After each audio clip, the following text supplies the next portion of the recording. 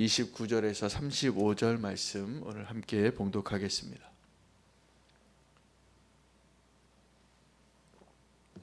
마태복음 24장 29절에서 35절 말씀입니다. 그날 환난 후에 즉시 해가 어두워지며 달이 빛을 내지 아니하며 별들이 하늘에서 떨어지며 하늘의 권능들이 흔들리리라. 그때에 인자의 징조가 하늘에서 보이겠고 그때 땅의 모든 족속들이 통곡하며 그들이 인자가 구름을 타고 능력과 큰 영광으로 오는 것을 보리라. 그가 큰 나팔 소리와 함께 천사들을 보내리니 그들이 그의 택하신 자들을 하늘 이 끝에서 저 끝까지 사방에서 모으리라. 무화과 나무의 비유를 배우라. 그 가지가 연하여 지고 잎사귀를 내면 여름이 가까운 줄을 아나니 이와 같이 너희도 이 모든 일을 보거든 인자가 가까이 곧 문 앞에 이른 줄 알라. 내가 진실로 너희에게 말하노니 이 세대가 지나가기 전에 이 일이 다 일어나리라. 천지는 없어질지언정 내 말은 없어지지 아니하리라. 아멘. 하나님의 말씀입니다. 오늘 그 마지막 때에 대한 하나님의 그 징조에 대해서 심판에 대해서 예수님께서 계속 이어지는 말씀을 해주고 계십니다. 꽤 많은 분량을 꽤 많은 내용을 마지막 때에 대한 내용으로 말씀해주고 계십니다. 그 마지막 때에 대한 우리의 생각이 우리가 지금 경험하고 생활하고 있는 지금 우리의 실생활에 그 분주하고 또 무거운 수고하는 무거운 짐을 지고 가는 우리의 모습과 너무나 다르기 때문에 우리는 그 마지막 때에 대해서 정말 너무나 멀리 있다고 생각하거나 또 나랑 상관없이 여기고 살아갈 모습이 분명하기 때문에 주님께서 이렇게 여러 번 강조하시고 여러 가지 비유와 또 정확한 설명과 상황을 다 말씀해주고 계시는 것이라 믿습니다. 오늘 특별히 마지막 때의 그 일들에 대하여 주님께서 이 일들이 반드시 이루어질 것이고 내가 반드시 돌아오리라 라고 말씀하시면서 오늘 본문의 내용의 마지막 징조는 조금 더 시기적으로 다른 때를 이야기하고 있는 것을 깨달으셔야 합니다. 마지막 때 하면 여러분 뭐가 생각나십니까? 환난과 고난인데 그 환난과 고난 후에 어떤 일이 있을 것인가에 대한 말씀입니다. 29절 시작하는 본문을 보시면 그날 환난 후에 라고 이렇게 기록이 되어져 있습니다. 그러니까 환난 후에도 어떤 일이 있을 것인가를 우리가 분명히 알아야지 이 마지막 때를 온전히 살 수 있을 것입니다. 그 환난이 지나면 하늘에 징조가 나타날 텐데 하늘이 무너지는 겁니다. 해와 달이 빛을 잃고 별들이 하늘에서 떨어지고 또 하늘의 권능이 흔들리리라. 하늘이 무너지는 것을 보게 되는 것입니다. 우주의 모든 운행이 그 질서 가운데 이제 하나님의 그 마지막 때를 향하여 움직이는 것을 보게 될 것입니다. 그때 두 가지 소리가 들릴 것입니다. 우리가 이제 그 환난 때에 그 경험했던 이 땅에서의 그 징조들은 사실은 이 지금 이제 이 땅에서의 환난 이후에 일어날 일들에 대한 그 징조에 불과했어요. 너무나 고통스럽고 그 날을 감해주지 않으면 한 사람도 견딜 수 없는 어려운 고난의 때이겠지만 그 이후에 어떤 일이 일어나냐면 하늘의 징조가 나타나서 하늘이 빛을 잃고 흔들리고 하늘이 두루마리와 같이 말리고 그러한 모습을 보게 될 것입니다. 그때 두 가지 소리 중에 하나는 통곡하는 소리입니다. 그때 그 땅에 있는 모든 사람들은 울며 부르짖으며 그 마지막 때를 그 통곡으로 지나게 될 것입니다. 그때 또 하나의 소리가 들리는데 나팔 소리가 들린다고 그랬습니다. 오늘 찬양한 것처럼 그 나팔 소리가 들릴 때 진짜 재림에 쌓이는 것입니다. 그때 우리가 함께 나팔 소리와 함께 천사들을 보내실 때 우리가 하늘에서 공중에서 주님을 만나기도 하고 죽은 자들은 또 무덤에서 그 문이 열리고 주님을 만나게 될 것입니다. 이것이 그 마지막 때에 여러 가지 거룩한 땅에 멸망에 가증한 것이 서는 것을 보거든 그 유대에서의 마지막 때의 그 징조, 그리고 전 세계적으로 임하게 될 그 종말에 대한 그 고난의 때를 이야기하시고, 마지막 때는 그 하늘의 징조를 말씀하고 계십니다. 여러분, 그 무화과 나무가 오늘 또 한번 예수님이 언급하시는 마지막 때를 향한 그 징조의 나무 같아요. 근데 이 무화과 나무는 이 중동 지역에 너무나 흔하게 발견할 수 있는 나무입니다. 그래서 오늘 이 무화과 나무의 비유를 또 하나 같이 좀 말씀드리고 싶은데, 마태복음 21장 18절에서 22절에 예수님께서 그 예루살렘으로 향하시다가 제자들과 무화과 나무에 열매를 기대하셨어요. 배가 고프셔서. 그런데 그 무화과 나무에 열매가 없는 것을 보시고 예수님이 저주하십니다. 그 다음 날 그 제자들이 깜짝 놀랐어요. 예수님이 저주했던 그 무화과 나무가 다 말라서 죽어 있었기 때문입니다. 이 무화과 나무가 그때는 예수님이 그 마지막 때에 열매를 기대하시는 그 하나님 앞에 심판받을 징조의 대상으로 쓰임 받지만, 이 무화과 나무가 오늘 또 마지막 때를 알리는 그 또 다른 징조의 나무로 한번 예화에 등장하게 됩니다. 그 무화과 나무가 가지가 연하여지고 잎사귀가 나오기 시작하면 여름이 가까운 줄을 알라.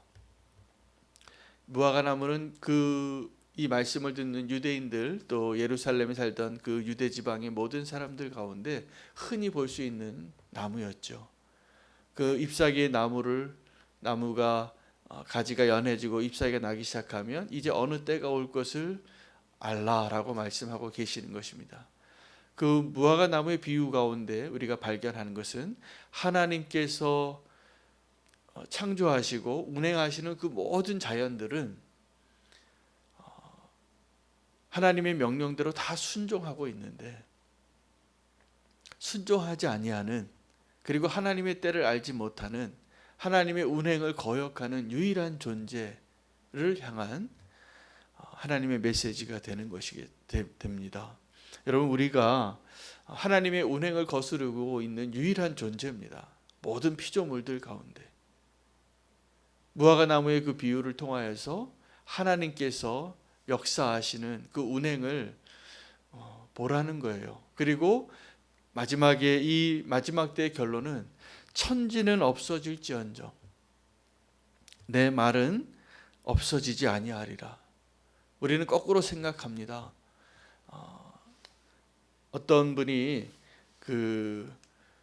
이 세상에서 정말 변하지 아니할 것, 영원할 것에 대한 마음을 어떻게 의지하고 사는가를 제가 들었어요. 그 주식을 투자하시는 분인데, 어떤 회사가 있는데 우리나라에서 제일 큰 회사 중에 하나입니다. 그 회사가 안 망한다는 거예요. 안 망할 거래요. 그러면서 비유를 들은데 비교를 하면서 은행이 망해도 그 회사가 안 망할 것 같다는 거예요. 자기 생각에는. 대단한 믿음이더라고요. 그래서 거기에 투자를 해야 된다는 거예요. 그리고 또 우리가 사람들이 살아가면서 그런 확신을 가지고 경제 활동을 하고 생활하는 분들이 꽤 많습니다. 어디에 투자를 해야 하고 어떤 곳에 정말 변하지 않는, 그래서 내가 의지할 수 있는 그런 이야기를 하는 분들이 많아요. 또 어떤 분들은 어떤 사람이 변하지 않을 것 같다라고 이야기해요. 내가 사랑하는 사람일수록 그렇게 잘 속습니다. 저 사람이 변하지 않을 것 같아요. 나만 사랑해 줄 것 같아요. 영원히 함께 살 수 있을 것 같아요. 그러나 우리는 다 연약하고 사실은 그렇게 의지할 만한 사람 하나도 없습니다. 다 연약합니다. 그래서 하나님 앞에 하나님으로 언약해야만 그 가정이 보존되어지고 우리의 삶이 영이 되어지는 것을 모르고, 우리는 여전히 이 땅에 있는 것들 가운데 하나님의 명령에 순종하고 있어서 그래도 여전히 있는 것들, 여전히 해가 뜨잖아요. 여전히 시간이 흘러가고 여전히 계절이 바뀌고 오늘 이 무화과 나무의 비유에서 배우라고 한 것도 하나님이 역사하시는, 하나님이 살아계심을 통하여 하나님이 일하고 계시는 것을 믿으라는 그 징조 가운데 하나가 무화과 나무의 징조예요. 하나님의 시간을 향하여 달려가는 거죠. 하나님이 운행하시는 것이죠. 사계절이 변화되어지겠죠. 하나님의 명령에 신실하게 순종하여 이 천체가 돌고 있고 이 자연이 운행되어지고 있고 눈에 보이는 무화과 나무가 꽃이 피고 열매를 맺고 잎사귀가 나고 가지가 연해지는 일들이 이루어지겠죠. 그런데 우리도 그 하나님의 운행 가운데 살아가고 있으면서 우리가 분명히 알아야 할 그 때를 알지 못하고 있는 것에 대한 안타까움을 주님이 말씀하시는 겁니다. 우리는 천지는 없어질지언정 내 말은 없어지지 아니하리라 라는 주님의 말씀을 오늘 붙잡기를 원합니다. 사람들은 이 땅에서 영원한 것들, 변하지 않을 것들을 의지하고 그것에 소망을 두고 살아가더라고요. 그러나 오늘 우리가 소망을 두고 살아가야 할 것은 영원히 변하지 않는 하나님의 말씀입니다.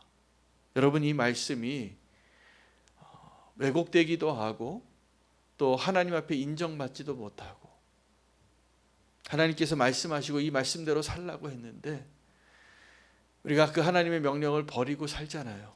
이 말씀을 거역하고 살잖아요. 하나님의 명령을 우리가 그대로 받지 못하고 인정하지 못하고 떠나서 자꾸 하나님의 말씀을 거스르는 것을 진리라고 말하는 시도와 그러한 사람들이 너무나 많이 발견되어지는 시대를 살아갑니다. 그래서 주님께서 말씀하시는 거예요. 이 천지가 없어질지언정 내 말은 없어지지 아니하리라. 내가 말한 대로 되어지리라 입니다. 마지막 때에 주님께서 말씀하시는 그 말씀들 우리가 오늘 다시 한 번 더 확인하고 붙잡기를 원합니다. 우리의 삶을 지탱하는 것도 우리가 의지할 만한 것들도 이 땅에서 보니까 그 조금 더 지혜롭게 살려고 하는 분들이 조금 더 오래가고 영원하고 든든하고 견실하고 믿을 만한 것에 의지하잖아요. 그러지 못한 것에 의지하는 사람들이 더 어려움을 겪잖아요. 근데 우리가 정말 영원한 것, 정말 바뀌지 아니할 것, 하나님의 말씀대로 말씀을 의지하고 사는 것이, 말씀을 믿고 사는 것이 우리의 삶을 흔들리지 않게 할 것입니다. 주님이 나중에 하늘에서 오신다고 했는데 이 땅 가운데 있는 것들은 보면 이 땅에 보이는 것 하늘까지도 다 흔들리고 무너질 터인데 우리가 정말 의지해야 할 것은 이 땅에 아무것도 없다는 것을 알아야 합니다. 가끔 지진을 만나는 사람들, 지진을 경험한 사람들이 두려움을 호소해요. 이 땅이 흔들렸기 때문입니다. 여러분, 그 풍랑을 맞아서 그 배에 있다가 파도 가운데 이게 아무리 큰 배도 나뭇잎 같아요. 그 망망대해에서는 아무리 커도. 그런데 그 배가 이렇게 풍랑을 맞았다가 안전한 항구로 돌아와서 흔들리지 아니하는 땅 위에 발을 디뎌본 경험이 혹시 있으십니까? 저는 있어요. 정말 죽을 줄 알았는데 그 배가 우여곡절 끝에 항구로 돌아와서 이렇게 흔들리지 않는 그 땅 위에 서 보니까 내가 지금 이렇게 발 디디고 설고 흔들리지 아니하는 땅이 있는, 발 디디고 흔들리지 않은 안전한 반석이 있다는 것이 얼마나 감사한 일인지, 나를 안심하게 하는지 그때의 그 감정을 제가 잊을 수가 없습니다. 그런데 이 하늘이 흔들리면 어떻겠습니까? 땅이 흔들려도, 내가 발 디딛고 있는 그 땅이 흔들려도 이렇게 두려웠는데 하늘이 흔들린다면 사람들이 비명소리가 나지 않을 수가 없을 것 같아요. 통곡소리가. 우리 이제 다 죽었구나. 다 끝이구나. 이 땅에 있는 거 다 헛되구나. 그날이 오리라는 것입니다. 그때 우리가 통곡소리와 나팔소리를 들을 텐데 하나님의 나팔소리를 듣는 자는 하나님께서 다 불러 모으신다는 거예요. 주님이 동에서 서에서 동에서 번개가 치며 서까지 다 이렇게 번개가 순식간에 비치는 것처럼 그날의 그 나팔소리에 주님께서 구원하시고자 한 모든 사람들의 영혼을 다 불러 모으실 것입니다. 동서남북 모든 땅끝에서 그 일을 위하여 예비한 천사들이 있고 그 일을 하나님께서 순식간에 이루실 것입니다. 그러니 우리가 이 땅에 살면서 우리의 소망과 의지할 바를 어디에 두고 살아가야 하는가? 우리가 이 땅에 있는 것들에 우리의 소망을 두고 살아갈수록 하늘에 있는 그 소망이 보이지 않습니다. 우리가 성도가 이 땅에서 살면서 성실하게 일하고 그 마지막 때를 알고 깨어서 살아가야 할 사명이 우리 가운데 있지만 우리가 정말 소망을 두어야 할 곳은 이 땅이 아닌 것입니다. 그것이 분명할수록 제가 보니까 이 땅에서도 잘 살겠어요. 그게 분명하지 않으니까 우리는 이 땅에 있는 것들을 위해서 나의 모든 것을 드리고 그렇게 헛된 수고를 하고 사는 거예요. 여러분, 이 땅에서 주님은 우리가 이 땅에서의 삶이 잠깐이에요. 영원한 하늘나라에서의 삶을 비교한다면. 근데 우리가 이 땅에 살면서 이 땅에 있는 것들에 눈이 고정되어져서 하늘의 것을 바라보지 못한다면 하나님 보시기에 너무나 안타까운 일인 것입니다. 하나님이 우리를 이 땅에 보내셔서 하나님이 맡겨주신 일들을 사명으로 감당하고 언젠가 우리가 주님께로 돌아갈 것입니다. 사실은 그것이 우리가 왔던 곳으로 돌아가는 것이에요. 진짜 하나님이 예비하신 나라, 이 땅이 아니라 하나님의 나라입니다. 놀랍게도 진짜가 무엇인지를 주기도문에도 주님이 말씀하시는 거예요. 하나님의 나라가 하나님의 뜻이 하늘에서 이루어진 것 같이 이 땅에서도 이루어지게 해달라고. 하나님께서 이 땅에 오셔서 우리가 이 땅에 다시 오시는 주님을 만나고 우리의 고향이 되는 하늘나라로 돌아가는 것입니다. 이 땅에서의 삶이 잠깐 소풍 온 거예요. 우리가 소풍 와서 그 나들이 가운데 만난 거예요. 이 우리는 교회에서.